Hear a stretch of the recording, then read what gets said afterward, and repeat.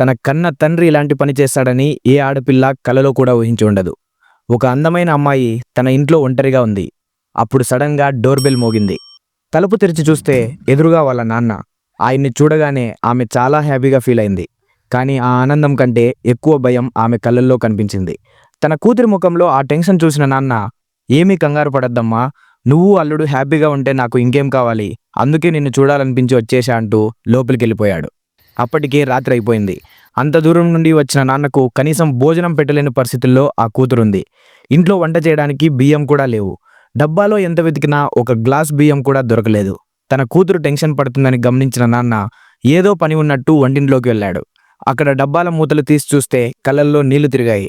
చిన్నప్పటి నుంచి చాలా గారాబంగా పెంచి, అడిగింది కాదనకుండా ఎంత ఖర్చైనా ఇచ్చి, ప్రాణం కన్నా ఎక్కువగా చూసుకున్న తన తల్లిదండ్రులను వదిలేసి 6 నెలల క్రితం పరిచయమైన ఒక అబ్బాయితో వెళ్ళిపోయిన తన కూతురు ఇలాంటి కష్టాలు పడుతుందని ఆయన ఊహించలేకపోయాడు.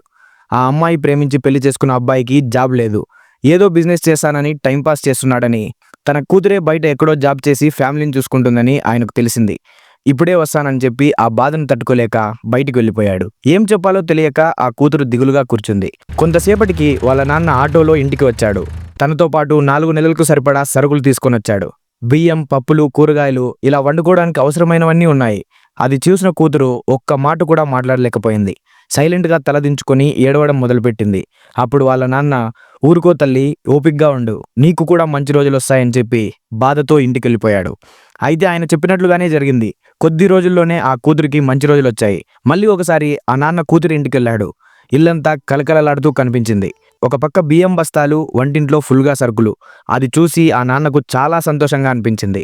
కూతురి ఆనందం కోసం భోజనం చేసి లేచాడు. ఇంట్లోంచి బయలుదేరుతూ ఒక 1000 రూపాయలు ఆమె చేతిలో పెట్టబోతే, ఆమె, "ఇప్పుడు ఎందుకు నాన్న, ఇప్పుడు మా పరిస్థితి బాగానే ఉంది కదా" అంటూ కాస్త ఇబ్బందిగా ఫీల్ అయింది. అప్పుడు ఆ నాన్న కళ్ళల్లో నీళ్లు తిరిగాయి. "బాగా లేదని కాదమ్మా, నా సంతోషం కోసం ఇస్తున్నాను. పండక్కి ఒక డ్రెస్ కొనుక్కో" అని చెప్పి తన కళ్ళను కూతురు చూడకుండా చేత్తో తుడుచుకుంటూ వెళ్ళిపోయాడు. ఇక్కడ కూతురుకు తెలియని ఒక విషయం ఉంది.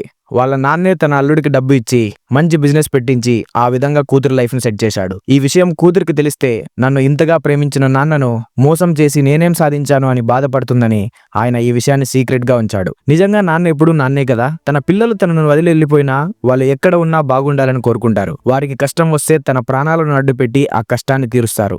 మీరు తీసుకునే నిర్ణయాలు ఫెయిల్ అయితే తిరిగి మిమ్మల్ని దగ్గరకు తీసుకునేది మీ తల్లిదండ్రులు మాత్రమే.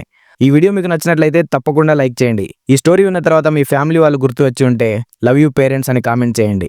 నేను మీ సాయినాథ్, సైనింగ్ ఆఫ్, టీమ్ ఆరి.